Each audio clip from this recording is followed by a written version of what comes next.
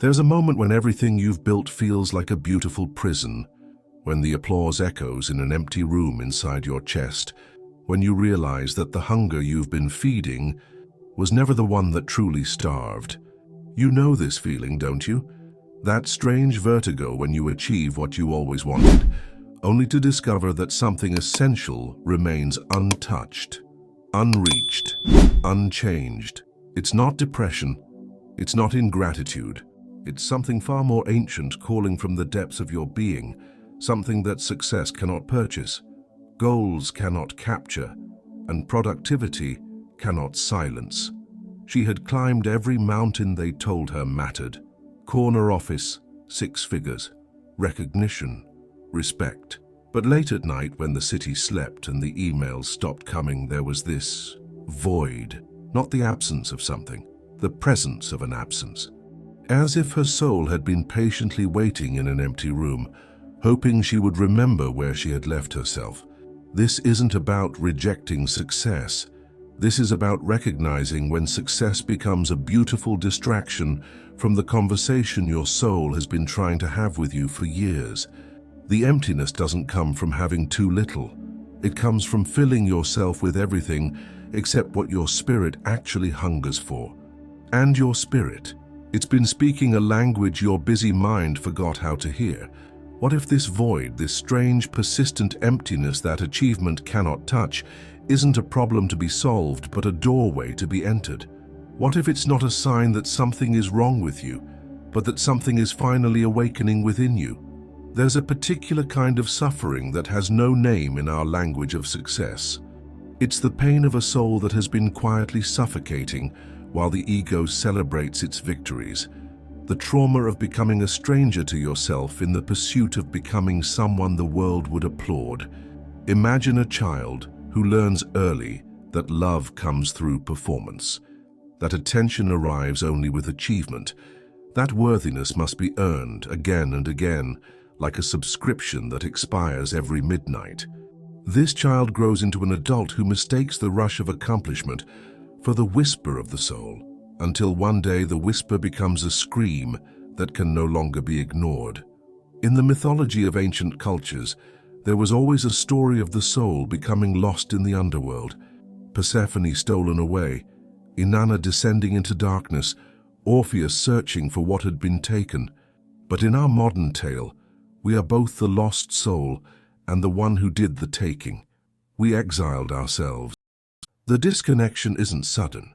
It's gradual, like slowly turning down the volume on a song until you forget it was ever playing. First, you ignore the small voice that says, "This doesn't feel right." Then you override the body that says, "I'm tired," in ways that sleep doesn't heal. Finally, you silence the dreams that come bearing symbols you're too busy to decode. She used to paint, watercolors that bloomed like emotions on paper. But somewhere between the promotion and the mortgage, between the deadlines and the expectations, the brushes dried up. "I'll get back to it," she promised herself. That was 7 years ago. The paints are still in the closet, waiting like abandoned children for her return. This is the trauma of silent disconnection. Not a single wound, but 1,000 tiny betrayals of the self. Each, maybe later, to the soul's invitation. Each be practical when intuition offers guidance. Each you don't have time for that when meaning tries to emerge. The soul doesn't just disappear, it goes into exile. It retreats to the deepest parts of you and waits, sending occasional signals, a song that makes you cry for no reason, a dream you can't shake, a longing you can't name. These aren't random occurrences. They're messages from the part of you that remembers who you were before you became who you thought you needed to be. And the cruelest part? The world rewards this exile. It gives you raises for ignoring your intuition. It promotes you for sacrificing your inner life. It applauds you for becoming efficient at being someone other than yourself. But there comes a moment, often in the midst of your greatest external success, when the exiled soul finally speaks loud enough to be heard above the noise of achievement. And what it says is simple. "I'm still here. I've been waiting. And I'm not going anywhere until you remember my name. This isn't about abandoning the world of achievement. This is about discovering the world that exists beneath it, the one where your soul has been conducting its own secret experiments in meaning, while your mind chased dopamine hits and quarterly goals. In the laboratories of neuroscience, they've discovered something profound. The brain chemistry of constant achievement actually rewrites the neural pathways that connect us to our deeper wisdom. Dopamine, that sweet chemical of anticipation and reward, becomes like a drug that numbs our ability to hear the subtler frequencies of the soul. Dr. Anna Lemke's research reveals how our brains, flooded with the dopamine of constant stimulation and achievement, lose their capacity for the quiet contentment that spiritual traditions have always known as sacred. We become addicted to the next milestone, the next recognition, the next proof of our worth, while the soul's language of symbols, dreams, and quiet knowing gets drowned in the noise. But here's what the research doesn't tell you. The soul has its own neurochemistry. When we sit in silence, when we listen to the language of metaphor and symbol, when we allow ourselves to feel rather than achieve, different neural networks light up. The default mode network, what mystics might call the dwelling place of the deeper self, begins to speak. A man sits in his car after another successful presentation. The applause still echoes in his memory, but something else echoes too: emptiness.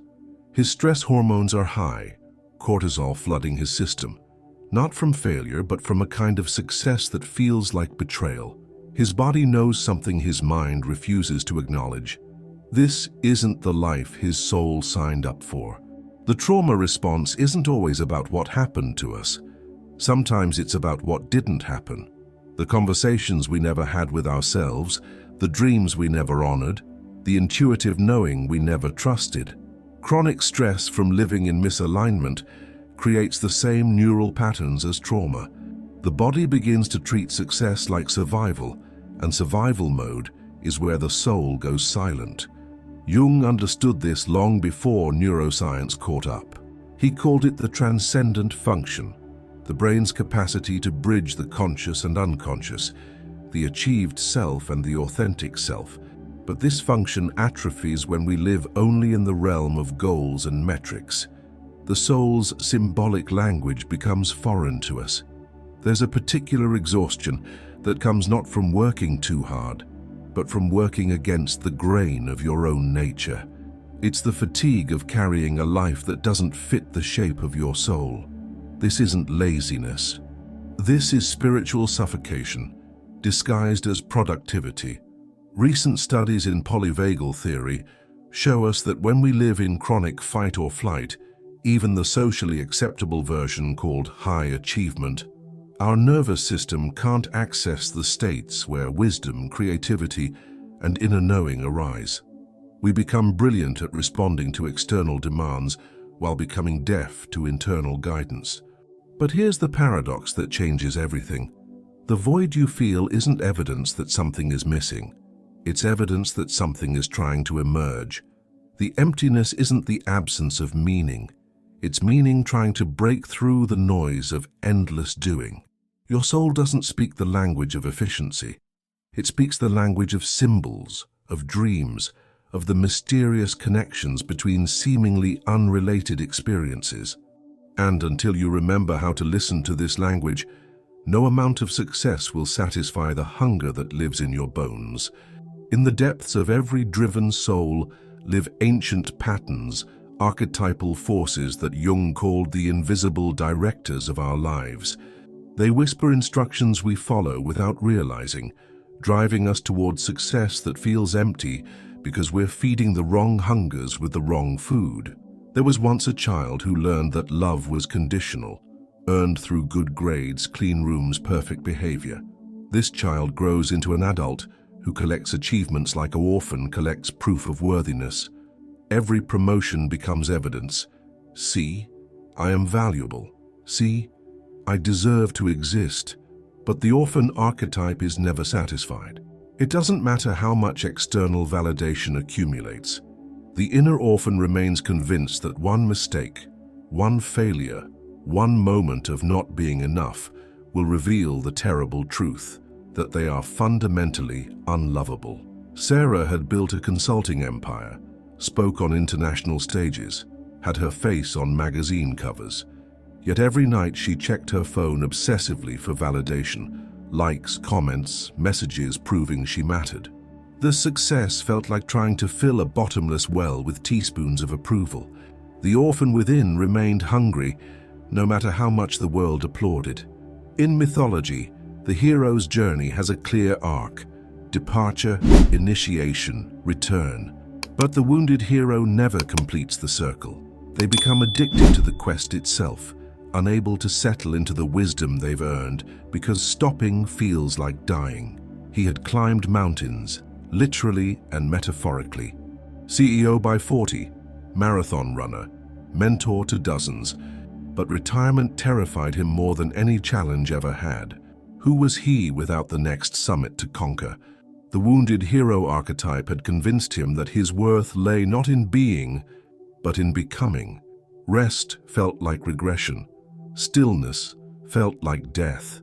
The wounded hero mistakes motion for progress, achievement for healing. They run from their own depth because depth requires the one thing heroes fear most: surrender. In ancient cultures, warriors underwent initiation rites that taught them not just how to fight, but when to stop fighting. The uninitiated warrior never learns this second lesson. They bring the battlefield energy into every aspect of life. Relationships become competitions, conversations become conquests. Even rest becomes another form of performance. She negotiated everything: the price of coffee, the terms of intimacy, the conditions of her own happiness. 20 years in corporate law had taught her that everything was a battle to be won. But the uninitiated warrior archetype had infiltrated her soul, turning her inner life into another courtroom where she could never stop arguing her case for worthiness. The void she felt wasn't emptiness. It was the absence of peace. Her nervous system had forgotten what it felt like to not be at war with herself. Buddhist tradition speaks of hungry ghosts, beings with enormous appetites but mouths too small to ever be satisfied. Modern psychology has discovered their contemporary equivalent: the achievement-addicted soul, with an infinite capacity for success, but no ability to truly receive it.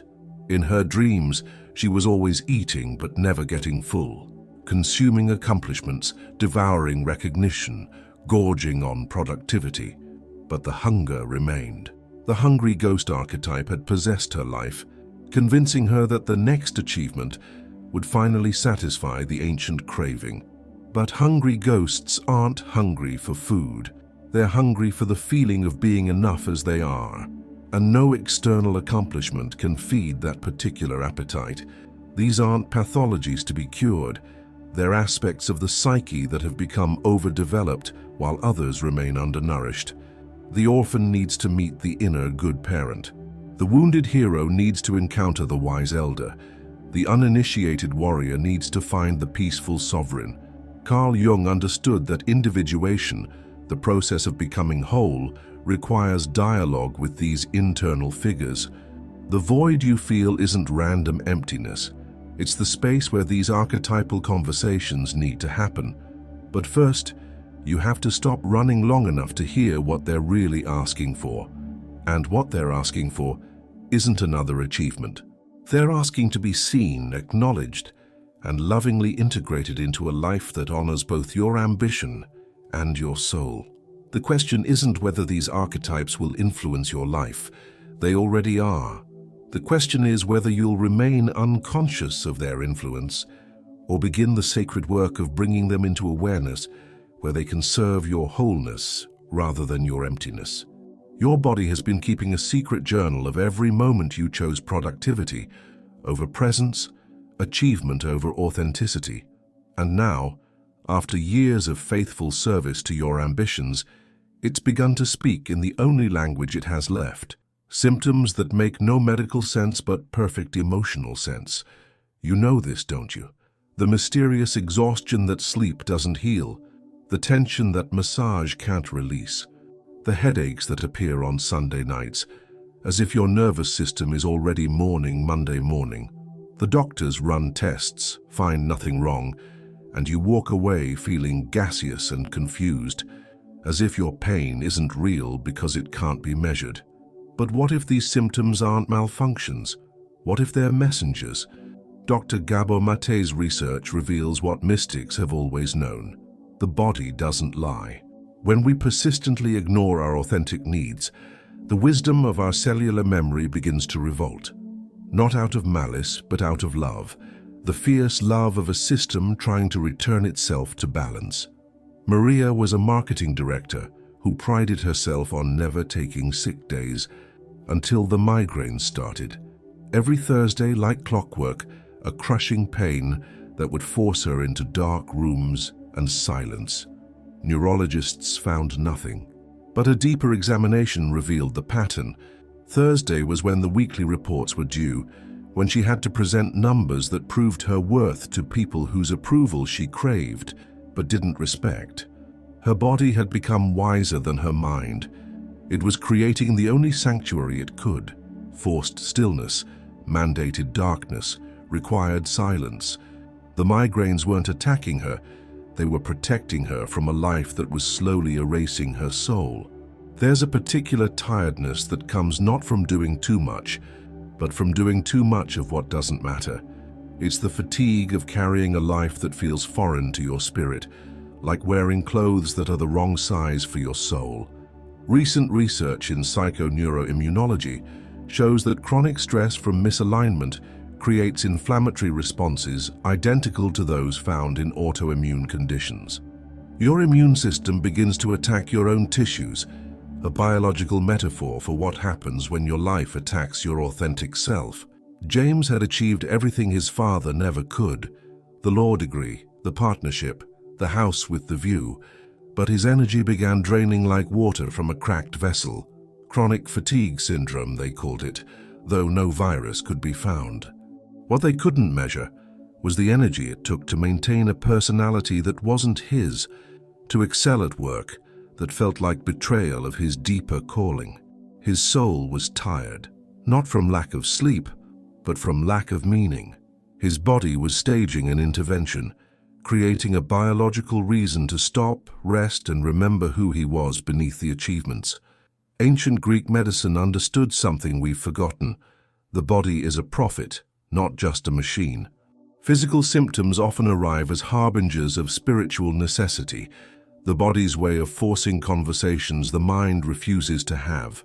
Her stomach problems started the same week she got promoted to creative director. Ulcers, they said. Stress, they explained. But the deeper truth was more poetic. Her gut was literally rejecting the creative compromises she was making. Her intestinal walls were saying what her professional walls couldn't. This work was eating her alive from the inside. The gut contains more neurotransmitter receptors than the brain. It's literally a second nervous system, one that responds to authenticity and alignment in ways the thinking mind can't override. When we persistently betray our creative nature, our enteric nervous system rebels, creating the physical discomfort that mirrors our spiritual discomfort. In the world of energy medicine and somatic experiencing, practitioners understand that symptoms often carry symbolic meaning. The throat that constantly constricts when you need to speak your truth, the shoulders that carry tension when you're bearing responsibilities that aren't yours, the heart palpitations that arise when you're living a life that doesn't love you back. These aren't just stress responses, they're encrypted communications from the wisdom of your biology. Your body is trying to tell you something your mind isn't ready to hear. This life, no matter how successful it appears, is slowly killing the part of you that makes life worth living. The void you feel isn't psychological, it's psychosomatic. It's the felt sense of a soul that's been systematically ignored and a body that's beginning to refuse participation in its own neglect. But here's what changes everything. When you begin to listen to these symptoms as messages rather than malfunctions, when you start treating your body as an ally rather than an obstacle, something miraculous happens. The same biological wisdom that created the symptoms begins to guide you toward the life your soul actually wants to live. Your body isn't broken, it's awake, and it's been trying to wake you up too. There comes a moment in every soul's journey when the old structures must die for something truer to be born. What looks like breakdown to the watching world is often breakthrough to the emerging self. The void you've been running from isn't your enemy. It's the cocoon your transformation has been waiting for. In Jungian psychology, there's a concept called the dark night of the soul, not as pathology, but as initiation. It's the necessary descent that precedes every authentic rising. The emptiness you feel after achieving everything you thought you wanted isn't a sign of failure. It's a sign that your psyche is ready for a deeper conversation about what success actually means. Dr. James Hollis writes about the middle passage, that moment when the life we've built to please others, to meet expectations, to prove our worth, begins to feel like a beautiful prison. The keys that once opened doors to opportunity now feel like locks keeping us from ourselves. Recent research in default mode network activity reveals something extraordinary. The brain states associated with deep meaning and spiritual insight are the same ones that arise during periods of apparent emptiness. When we stop the constant doing, achieving, and striving, neural networks associated with self-transcendence and wisdom naturally emerge. Dr. Robin Carhart-Harris's studies on psilocybin therapy show that the dissolution of the ego-driven brain networks, that temporary emptiness of the constructed self, is precisely what allows deeper patterns of meaning to surface. The void isn't the absence of something, it's the presence of potential. 4,000 years ago, the Sumerian goddess Inanna descended into the underworld voluntarily. At each gate, she was stripped of another symbol of her power, her crown, her jewelry, her royal robes, until she arrived naked and empty before her shadow sister, Ereshkigal. There, she died, and in that death, she discovered a power that no external achievement could have given her. This isn't ancient mythology, it's the timeless psychology of transformation. Sometimes we must be willing to lose everything we think we are to discover everything we actually are. Sarah found herself in this place after her third promotion in 2 years. The corner office felt like a tomb. The recognition felt hollow. The salary that once excited her now seemed like payment for betraying herself. She began to fantasize about disappearing, not suicide but egocide, the death of the constructed self that had been performing success for so long it had forgotten who lived beneath the performance. In indigenous wisdom traditions, every initiation involves a ritual death, the symbolic killing of who you were to make space for who you're becoming. Modern life rarely provides these containers for transformation, so the psyche creates its own. The depression that forces retreat, the anxiety that demands attention, the emptiness that insists on being felt. What if your void isn't a problem to be solved, but a pregnancy to be honored? What if the emptiness is actually fullness, pregnant with possibilities that can only emerge when you stop filling the space with activity, achievement, and distraction? Somatic experiencing teaches us that transformation happens not just in the mind, but in the nervous system itself. The process of reclaiming your authentic self requires what Dr.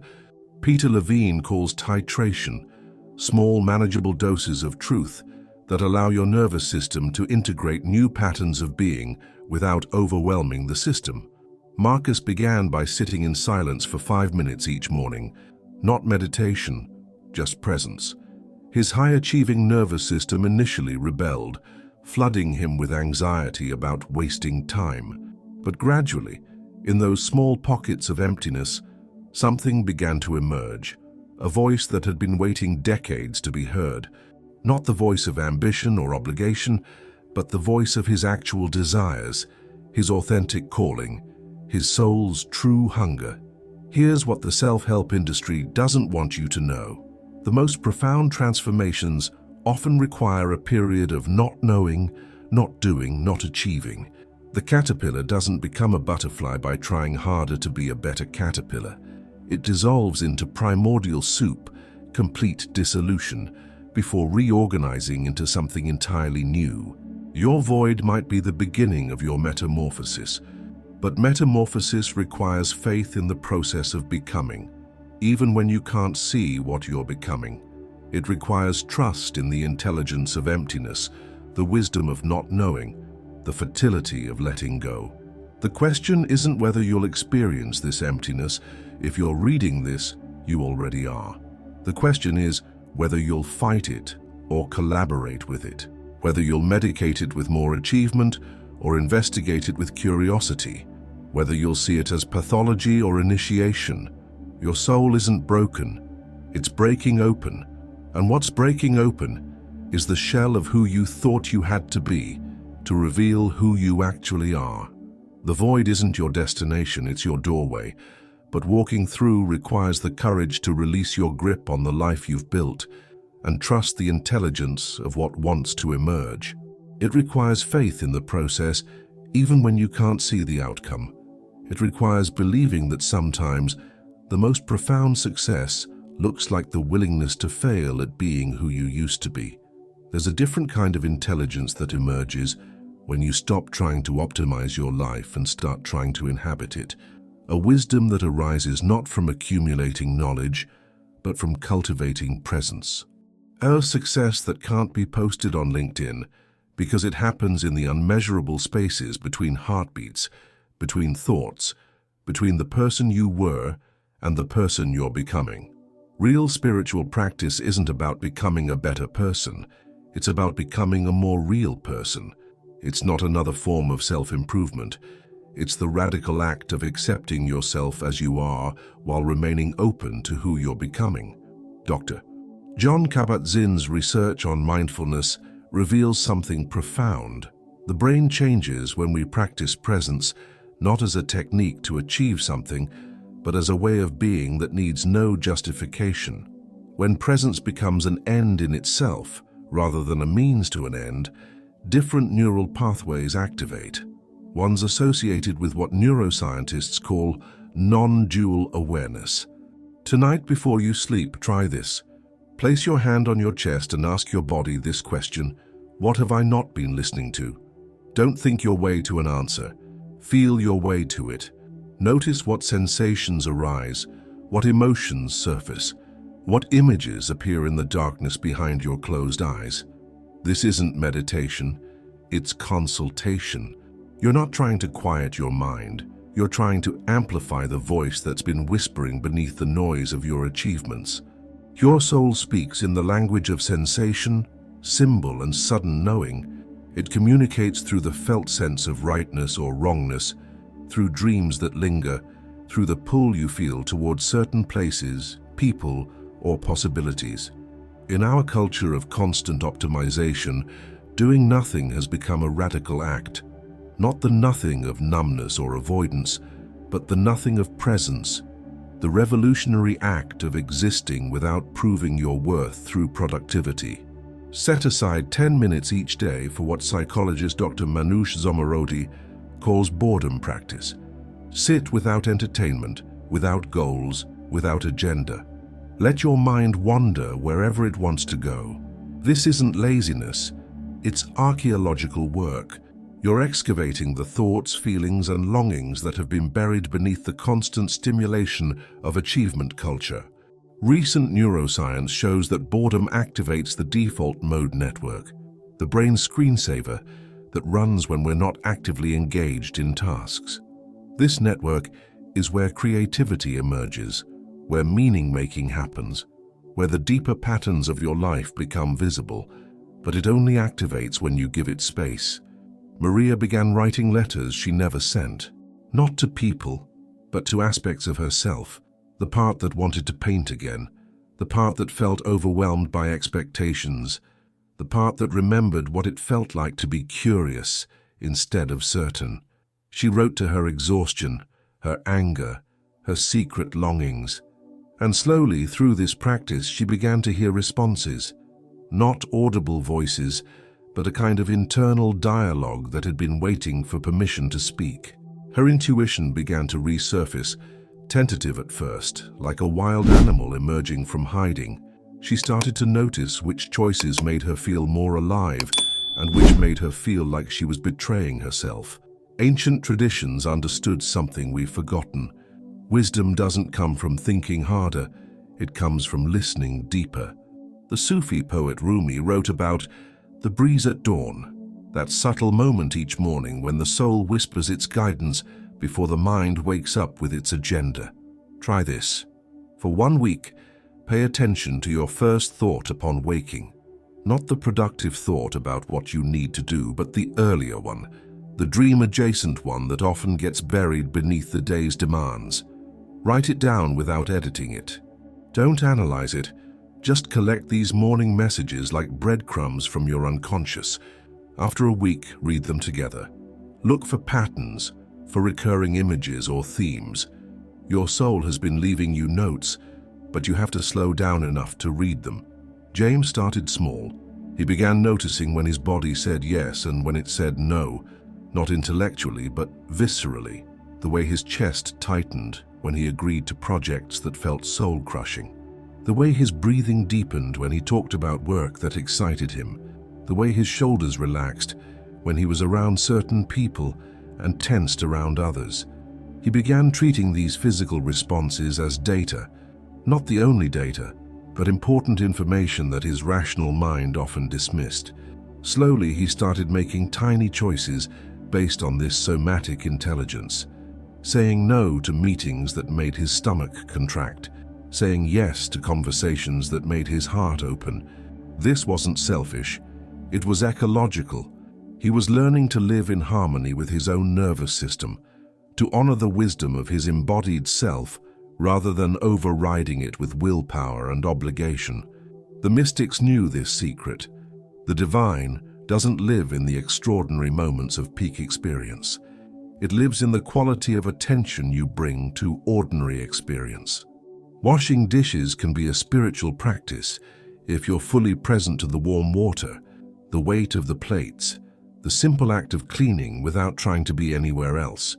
Choose one routine activity each day, making coffee, brushing your teeth, walking to your car, and do it with complete presence. Not as a mindfulness exercise, but as a love letter to the moment, as a way of practicing inhabiting your life instead of just managing it. The deepest success is learning to derive satisfaction from things that will never appear on your resume. The quality of your attention, the depth of your compassion, the authenticity of your presence, the alignment between your values and your choices. This doesn't mean abandoning ambition. It means expanding your definition of what success looks like. It means including in your metrics the unmeasurable elements that actually determine whether a life feels worth living: meaning, connection, presence, integrity, love. Your soul doesn't need you to be perfect. It needs you to be present. It doesn't need you to have all the answers. It needs you to be willing to sit with the questions. It doesn't need you to achieve enlightenment. It needs you to remember that you're already enough, exactly as you are in this moment, breathing this breath. The revolution isn't in the grand gestures. It's in the daily choice to listen to the wisdom that emerges when you finally stop running long enough to hear what your life has been trying to tell you. All along, what you thought was absence was actually presence waiting to be recognized.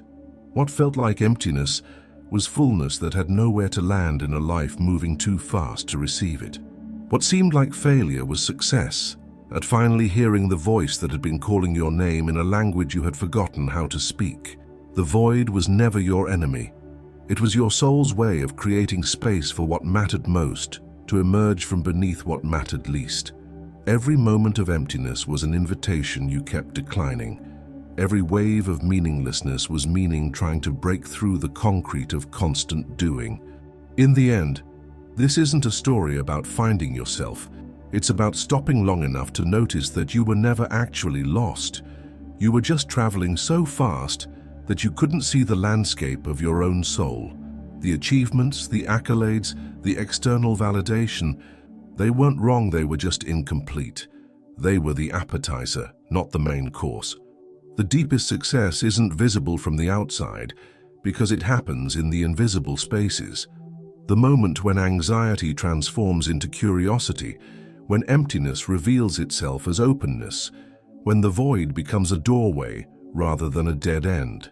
It's the success of no longer needing to prove your worth because you finally remember that your worth was never in question.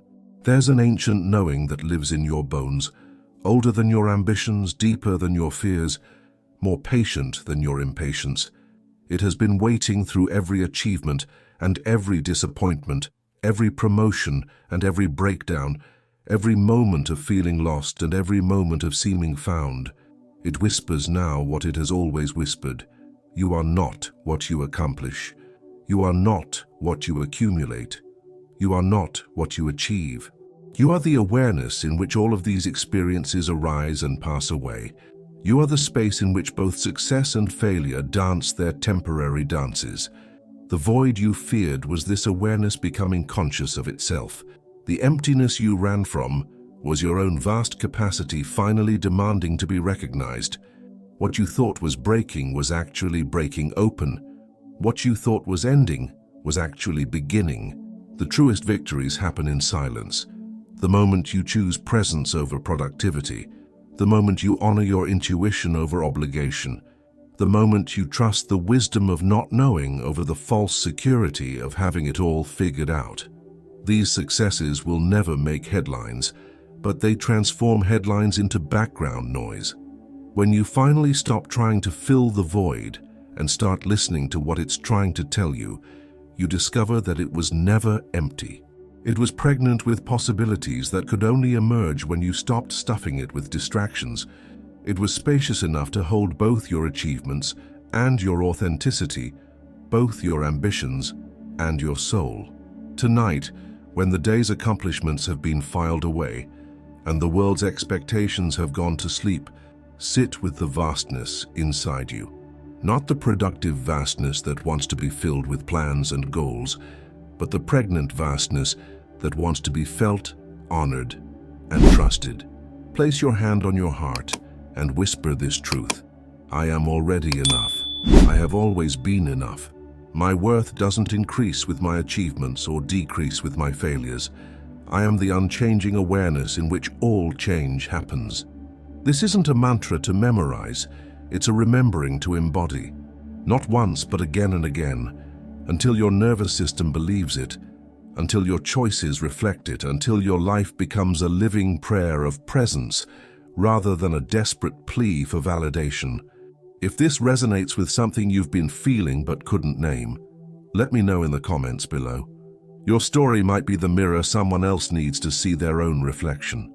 The void was never trying to destroy you. It was trying to deliver you from the prison of constant becoming to the freedom of simple being, from the exhaustion of proving yourself to the rest of accepting yourself, from the hunger that no achievement can satisfy to the fullness that requires nothing external to sustain it. What seemed like the end of your successful story was actually the beginning of your authentic one.